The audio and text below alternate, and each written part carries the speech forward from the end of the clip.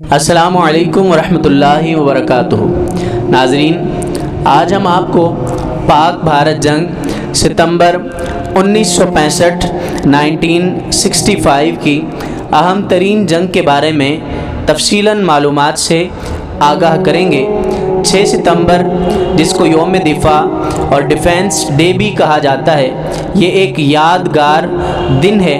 اس کی معلومات تفصیلات بیان کرنے سے پہلے اس دن کے شہیدوں کے بارے میں ایک شاعر کیا خوب لکھتے ہیں، کہتے ہیں کہ لگانے آگ جو آئے تھے آشیانے کو، وہ شعلے اپنے لہو سے بجھا دیے تم نے، بچا لیا ہے یتیمی سے کتنے پھولوں کو، سہاگ کتنی بہاروں کے رکھ لیے تم نے، تمہیں چمن کی فضائیں سلام کہتی ہیں۔ تو چلیے ناظرین، ہم اس جنگ کی تفصیلات جانتے ہیں کہ یہ جنگ کیوں پیش آئی، اس کے محرکات اور اسباب کیا تھے، اور اس جنگ کو اتنی اہمیت کیوں حاصل ہے۔ تو آئیں ہمارے ساتھ رہیں، ہم آپ کو اس جنگ کے بارے میں تفصیلی معلومات سے آگاہ کریں گے۔ پاک بھارت جنگ نہ صرف بر صغیر بلکہ تاریخ اسلام میں ایک اہم ترین واقعہ ہے۔ آزادی کے بعد دو خود مختار قوموں کے درمیان یہ بہت بڑے پیمانے پر زبردست مسلح تصادم تھا۔ اس جنگ کے اسباب کی کھوج لگانے کے لیے ہمیں سینکڑوں برس پیچھے کی تاریخ کو نگاہ میں رکھنا پڑتا ہے۔ یہ کفر و اسلام کی ٹکر تھی، یہ ہمارا دفاعی جہاد تھا، اور اس دفاعی جہاد کی داستان تو غزوہ بدر سے لے کر جنگ ستمبر تک پھیلی ہوئی ہے۔ 1400 سال سے زائد کے عرصے سے پہلے سے اللہ کی راہ میں جس جہاد کا آغاز ہوا تھا، اس کی انتہا نہ جانے کہاں اور کب ہوگی، اور یہ تو ایک کھلی حقیقت ہے کہ ہندو اور مسلمان صدیوں سے ہر میدان میں ایک دوسرے کے حریف اور مقابل رہے ہیں۔ اور پھر حق بات تو یہ ہے کہ بھارت نے کبھی دل سے پاکستان کو قبول ہی نہیں کیا۔ 1947 میں جب ہندو لیڈروں کے لیے مسلمانوں کے مطالبہ پاکستان کو مان لینے کے سوا کوئی چارہ کار نہ رہا، تو دیسی ریاستوں کے لیے یہ اصول طے ہوا کہ ریاست کے حاکم کو اختیار ہوگا کہ ہندوستان میں شامل ہو جائے یا پاکستان میں، یا خود مختار رہے۔ بھارت کا دانت حیدرآباد دکن پر تھا۔ اس نے یہ رٹ لگائی کہ حیدرآباد کی آبادی چونکہ 80% ہندو ہے، اس لیے حیدرآباد کو بھارت میں شامل ہونا چاہیے۔ ایک طرف تو آبادی کو اپنے دعوے کی بنیاد بنایا، اور دوسری طرف اسی اصول سے منہ موڑ کر یہ کہنا شروع کیا کہ کشمیر کا حاکم چونکہ ہندو ہے، اس لیے کشمیر کو بھارت میں شامل ہونا چاہیے، خواہ وہاں کی 90% آبادی مسلمان ہی کیوں نہ ہو۔ اور پھر یہ دو رخا اصول منوانے کے لیے فوجی طاقت کا استعمال کیا۔ کشمیر کا حاکم، وہاں کے مہاراجہ جو تھے، کشمیر کے مہاراجہ نے بھارت سے ساز باز کر لی۔ اہل کشمیر میں غم و غصے کی لہر دوڑ گئی، چناروں کے اس دیش میں آگ لگ گئی، معاملہ UN تک پہنچ گیا۔ کتنے ہی مشن آئے اور چلے گئے، بھارت اپنے ہر وعدے سے پھر جاتا تھا۔ اہل کشمیر کے لیے ہر سو مایوسی ہی مایوسی تھی۔ آخر 18 سال ظلم و تشدد کا شکار رہنے کے بعد اہل کشمیر کے صبر کا پیمانہ چھلک گیا۔ وہ بھاپ گئے کہ سلامتی کونسل ایک خاموش تماشائی ہے، اور پاکستان اپنی بعض مجبوریوں کے باعث کچھ بھی کرنے سے قاصر ہے۔ پھر انہوں نے اللہ کی رحمت کا سہارا لیا، اور اگست 1965 کے پہلے ہفتے میں علم جہاد بلند کر دیا۔ ایک انقلابی کونسل بنائی، صدائے کشمیر ریڈیو وجود میں آیا۔ پاکستان نے ان کے اس اقدام کی تائید کی اور دنیا سے کہا کہ اخلاقی اعتبار سے ان کا یہ اقدام بالکل درست اور صحیح ہے، اور پاکستان کی پوری ہمدردیاں اپنے کشمیری بھائیوں کے ساتھ ہیں۔ بھارت اپنی طاقت کے نشے میں چور ہو رہا تھا۔ اس نے اپنی بے پناہ قوت و طاقت کے مظاہرے کے لیے آزاد کشمیر پر اندھا دھند حملہ کر دیا اور اس طرح اس جنگ بندی لائن کو بھی توڑ دیا جسے بین الاقوامی طور پر تسلیم کیا جا چکا تھا۔ اور پھر گجرات کی ایک نواحی بستی آوان شریف پر گولہ باری کی، جس سے کتنے ہی پاک شہری شہید ہو گئے۔ تو ہوا کچھ اس طرح، اپنی شکست کے بعد اب شاید وہ اپنا من پسند محاذ کھول رہے تھے۔ آخر بھارت کی من مانی کارروائیوں سے تنگ آ کر پاکستانی افواج کشمیر کے اندر ان کی فوجوں کی مدد کے لیے پہنچی اور بھارتی فوجوں کی چھمب میں خوب پٹائی ہوئی۔ چھمب سے نکل کر 4 ستمبر کو پاک فوج آزاد کشمیر دستوں کے ساتھ توی پار کر کے 5 میل آگے بڑھ چکی تھی اور رات بھر میں بھارتی پہاڑی ڈویژن سے گھمسان کی جنگ لڑ کر دشوار گزار پہاڑی راستوں کو جہاں دور دور تک بارودی سرنگیں بچھی ہوئی تھیں صبح تک عبور کر لیا اور جوڑیاں پر بھارت کی غیر معمولی قوت کو کچل کر بے شمار بھارتی سامان جنگ کے ساتھ بھارتی مرکز پر قابض ہو گئی۔ پھر بھارتی سورما سینکڑوں جنگی قیدی اور لاشیں چھوڑ کر افراتفری میں جموں کی طرف بھاگ کھڑے ہوئے۔ پاکستانی فضائیہ نے اخنور کے اہم فوجی اڈے تباہ کر دیے۔ 5 ستمبر کو پاکستانی فوج دریائے چناب کے کنارے اخنور کے دروازے پر کھڑی تھی، جہاں سے جموں صرف 12 میل دور ہے۔ بھارت نے جب دیکھا کہ کوئی دم میں جموں بھی ہاتھ سے نکل جائے گا اور ہندوستان کی جو 5 ڈویژن فوج کشمیر میں ہے وہ گھیرے میں آ جائے گی، تو اس کی جان ہی گویا تن سے نکل گئی۔ اب اس کے لیے کشمیر کے بچاؤ کا صرف ایک ہی راستہ رہ گیا تھا کہ وہ پاکستان پر حملہ کر دے۔ شعور یافتہ اور مہذب قومیں جب ایک دوسرے کے خلاف صف آرا ہوتی ہیں تو جنگ کے لیے پہلے باقاعدہ الٹیمیٹم دیتی ہے اور سفارتی تعلقات ختم کرتی ہے، باقاعدہ اور باضابطہ اعلان جنگ کرتی ہے، اور پھر کہیں جا کر جنگ کے طبل یا بغل بجائے جاتے ہیں۔ لیکن 6 ستمبر 1965 کو جو کچھ ہوا وہ بالکل اس کے الٹ تھا۔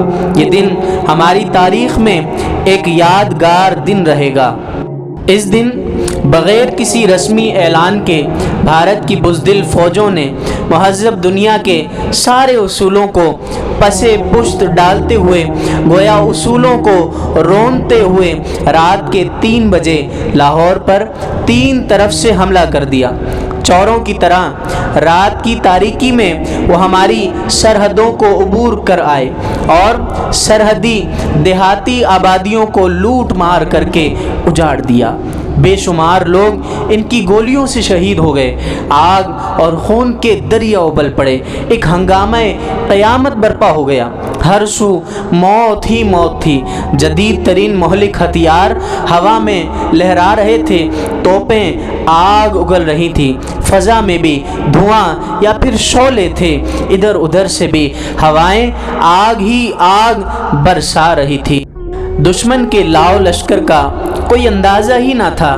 ایک ٹڈی دل تھا کہ برابر بڑھتا ہی جا رہا تھا، ایک سیلاب تھا جو ہماری سرحدوں پر امڈا چلا جا رہا تھا۔ لاہور پر حملے کا اعلان کرتے ہوئے صدر پاکستان نے ریڈیو پاکستان پر 11 بجے اعلان کیا کہ بھارت نے بغیر کسی اعلان جنگ کے ہم پر حملہ کر دیا ہے۔ میں نے اپنی فوجوں کو مقابلے کا حکم دے دیا ہے اور ہماری باقاعدہ جنگ شروع ہو چکی ہے۔ پاکستان کے 10 کروڑ عوام جن کے دلوں میں لا الہ الا اللہ محمد الرسول اللہ کے مقدس کلمات رچے بسے ہوئے تھے، اسی وقت انہوں نے گویا یہ ٹھان لیا کہ ہم اس وقت تک چین سے نہیں بیٹھیں گے جب تک بھارتی توپوں کے دہانے ہمیشہ کے لیے خاموش نہیں ہو جاتے۔ بھارتی حکمران نہیں جانتے کہ انہوں نے کس قوم کو للکارا ہے۔ پاکستانی عوام اپنے عقائد کی سربلندی اور مقصد کی سچائی پر پورا ایمان رکھتے ہیں۔ اللہ کے نام پر ہم فرد واحد کی طرح متحد ہو کر لڑیں گے، انشاءاللہ حق کا بول بالا ہوگا۔ یہ جذبات اس وقت پاکستانی قوم کے تھے۔ پھر کیا ہوا؟ پھر تاریخ نے اپنے آپ کو ایک بار پھر سے دہرایا۔ اسلام کی تاریخ کے زرعی کارنامے پاکستان کی شیر دل افواج نے اپنے خون سے لکھے۔ صدر پاکستان کا اعلان سنتے ہی پاکستانی فوجیں سرحدوں پر ایک سیسا پلائی ہوئی دیواروں کی طرح ڈٹ گئیں۔ پشاور سے لے کر چٹاگانگ تک 20 کروڑ ہاتھ اس بحر و بر کے مالک، زمین و آسمان کے قادر مطلق رب قدیر کے حضور میں فتح و نصرت کی دعائیں مانگنے کے لیے اٹھا دیے گئے۔ شیر دل سپاہی وطن کی ناموس کی حفاظت اور 10 کروڑ عوام کی بقا کے لیے موت سے ٹکرا گئے۔ انہوں نے جنگ کے میدان کو گویا صحن چمن سمجھا۔ اپنے خالق حقیقی کے احکام بجا لانے کے لیے وہ میدان میں بے دھڑک کود پڑے۔ قرون اولیٰ کی جنگوں کے بعد یہ سب سے بڑی اسلامی جنگ تھی۔ پاک فوجوں کی منزل خوشنودی خالق، رضائے الہی اور اپنے مقدس وطن کا دفاع تھی۔ یہ حق و باطل کا بہت بڑا معرکہ تھا، اس لیے پاک فوج نے اس راستے کے گرد و غبار کو باد صبا کے جھونکے سمجھا اور اس راہ میں پیش آنے والی مصیبتوں کو ابدی راحتوں کا سرچشمہ سمجھا۔ پاکستانی مجاہدین اپنے وطن کی سرحدوں پر دشمن کی گولیوں کی بوچھاڑ اور باڑ کے سامنے سینہ سپر ہو گئے۔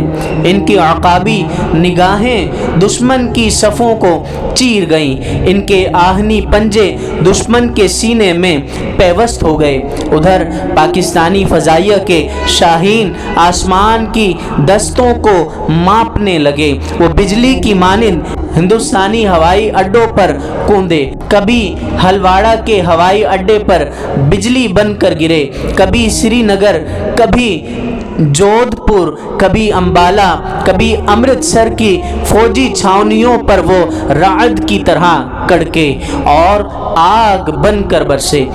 پاک فضائیہ کے کمانڈر ان چیف نے کہا تھا کہ میری مشکل یہ نہیں کہ میں اپنے ہوا بازوں کو میدان جنگ میں کیسے دھکیلوں، بلکہ میری دشواری تو یہ ہے کہ انہیں بڑھ بڑھ کر حملے کرنے سے کیسے روکوں۔ گویا ایسا زبردست جذبہ اس وقت قوم کے اندر تھا۔ لاہور کے محاذ پر ناکام ہونے کے بعد تیسرے دن بھارت نے سیال کوٹ کے محاذ پر 600 ٹینکوں سے حملہ کر دیا۔ ٹینکوں کی اتنی بڑی لڑائی دوسری جنگ عظیم میں بھی نہیں ہوئی تھی۔ فولاد کا یہ سمندر بڑھتا چلا جا رہا تھا۔ یہاں بھی تائید آسمانی پاک افواج کے کام آئی۔ بھارت کے ٹینک بہت بڑے تھے اور پاکستانی ٹینک چھوٹے تھے، لیکن یہ ممولے شہبازوں سے جا ٹکرائے اور ان کی آڑ میں پاکستانی جیالوں نے آگے بڑھ کر بھارتی ٹینکوں کے پہیوں میں دستی بم رکھ دیے، جس سے بھارتی ٹینکوں کے پرخچے اڑ گئے۔ یہ جوش، یہ ولولہ، یہ ایمانی قوت صرف مجاہد ہی میں پائی جاتی ہے۔ وہ شاعر کہتے ہیں نا کہ شہادت ہے مطلوب و مقصود مومن، نہ مال غنیمت نہ کشور کشائی، دو نیم ان کی ٹھوکر سے صحرا و دریا، سمٹ کر پہاڑ ان کی ہیبت سے رائی۔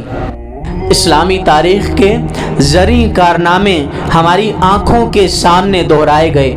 दुश्मन के 600 टैंक भी धूल के अंबार साबित हुए। हमारा एक हवाबाज आलम उड़ता है और भारत के 11 तैयारे गिराकर सलामती से लौट आता है। इधर हमारा एक और हवाबाज यूनुस हसन शहीद दुश्मन की सरजमी में जब ये महसूस करता है कि इसके तैयारे को नुकसान पहुंच गया है, तो अपनी जान बचाने के लिए वापस आने के बजाय वो दुश्मन के हवाई अड्डे का रुख करता है और अपने तैयारे से दुश्मन के तैयारों से जा टकराता है और इस तरह वो वहाँ खड़ी सफ़ की सफ़ का सफाया कर देता है। मेजर खादिम हुसैन देखता है कि एक टैंक शिकन तोपची का सर दुश्मन की गोली से उड़ गया है और तोप खामोश है। इधर दुश्मन के टैंक बढ़े चले जा रहे हैं तो खुद मोर्चे पर जा खड़ा होता है। मौत यकीनी है, मगर वो एक टैंक को तोड़ता है, दूसरे के परखचे उड़ा देता है, तीसरा आता है और उसे कुचलता हुआ निकल जाता है। मौत का यूं इस्तिकबाल करने वाले कुछ इस्लाम ही के सपूत होते हैं।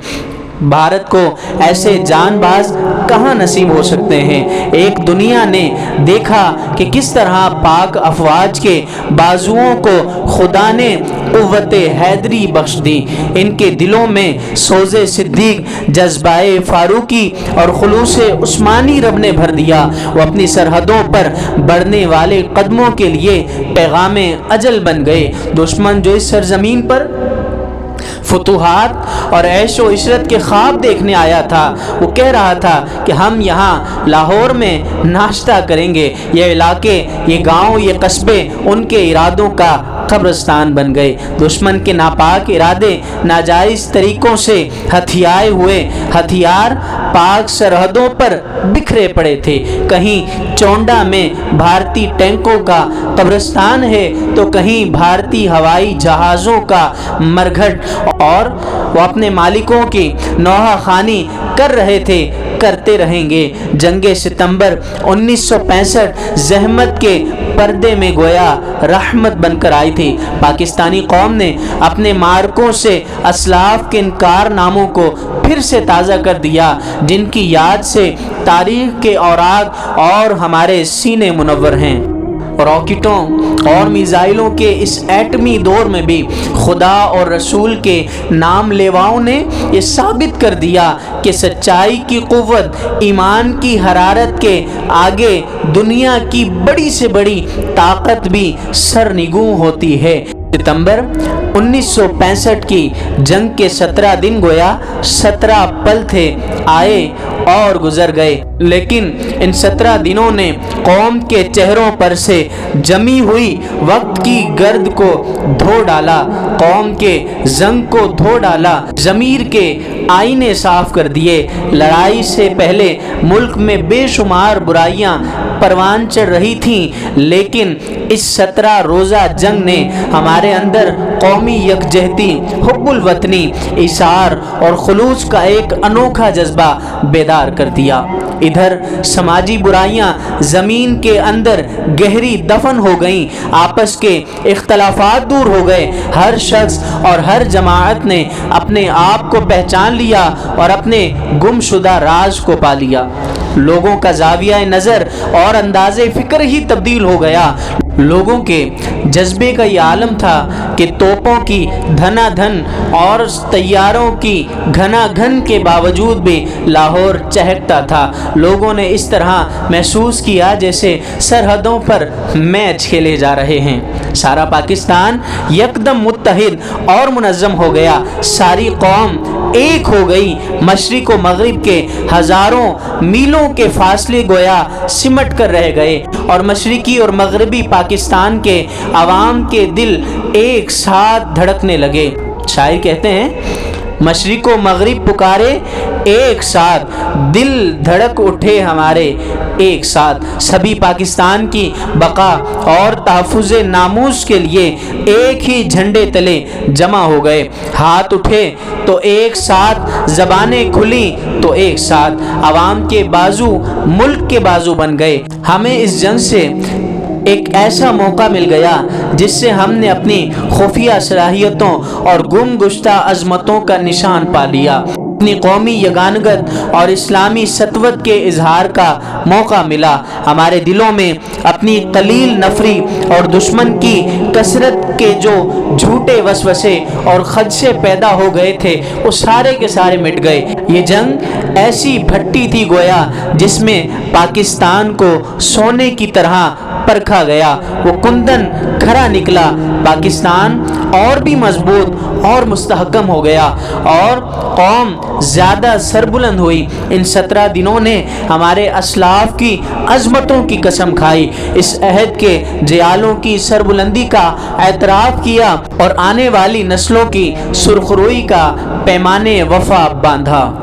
ناظرین، ایک طرف تو رات 3 بجے چوروں کی طرح حملہ کیا گیا، چوروں کی طرح سرحدیں پار کی گئیں، دوسری طرف ہماری فضائیہ نے اپنے ظرف کا اظہار کیا، جنگی اخلاق کے مطابق بھارت کے صرف فوجی ٹھکانوں اور ہوائی اڈوں پر بمباری کی، لیکن بھارت تو بوکھلا اٹھا تھا، کسی فوجی اڈے یا ہوائی اڈے پر تو بم نہ گرا سکا، البتہ شہری آبادی کو اس نے نشانہ بنایا تھا۔ پاکستانی فوج کس قدر نڈر، دلیر، جری، تربیت یافتہ، جانثار اور جانہار ہے، جب ہر محاذ پر ہماری فوج نے دانت کھٹے کر دیے تو اس کا نتیجہ یہ نکلا کہ حملہ آور نے پھر خود ہی سلامتی کونسل کا دروازہ کھٹکھٹایا اور ہر طرف سے صلح کی صدائیں گونجنے لگیں، حتیٰ کہ سلامتی کونسل کے بیچ بچاؤ سے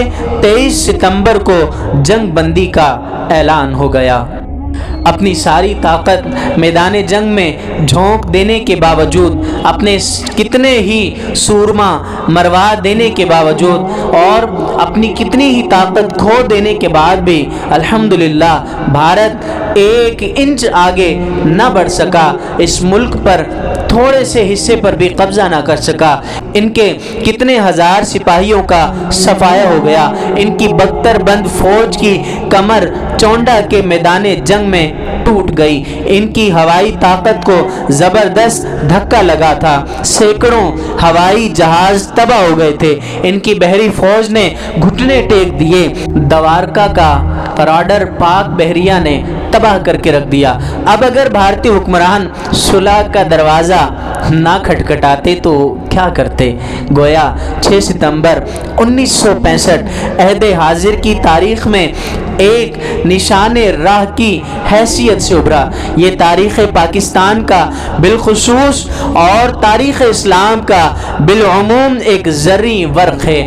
وہ دنیاوی دماغ جو فتح و شکست کے اندازے سے مادی وسائل کے پیمانوں سے لگانے کے خوگر تھے، انگشت بدنداں رہ گئے، کیونکہ روس، امریکہ اور فرانس کے فولاد اور بارود میں ڈھلا ہوا بھارتی بھوت پاکستان کو ہڑپ کرنے کے لیے آگے بڑھا تو دیکھتے ہی دیکھتے ان کے پاؤں زخمی ہو گئے، بازو کٹ گئے اور ناک اڑ گئی۔ ننھے منھے پاکستان نے اپنے سے 5 گنا طاقتور دشمن کے جسم میں دانت کاٹ دیے، سامراجیوں کے اندازے غلط نکلے اور ایک دفعہ یہ حقیقت پھر دنیا کے سامنے گویا واضح ہو کر آ گئی کہ ہار جیت کا انحصار سامان جنگ یا فوج کی کثرت اور قلت پر نہیں، بلکہ اس کا دار و مدار جذبہ ایمان پر ہوتا ہے، اور اکثر تھوڑی جماعت زیادہ